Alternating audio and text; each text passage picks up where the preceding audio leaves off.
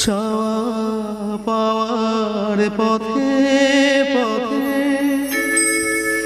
দিন কেটেছে কোনো মতে। এখন সময় হলো তোমার কাছে আপনাকে দিয়ে আনি।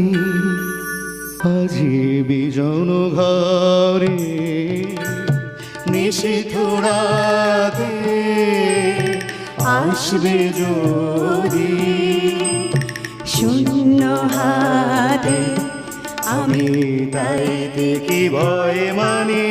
জানি জানি বন্ধু জানি তোমার আছে তো হাত খানি। আজি বিজন ঘরে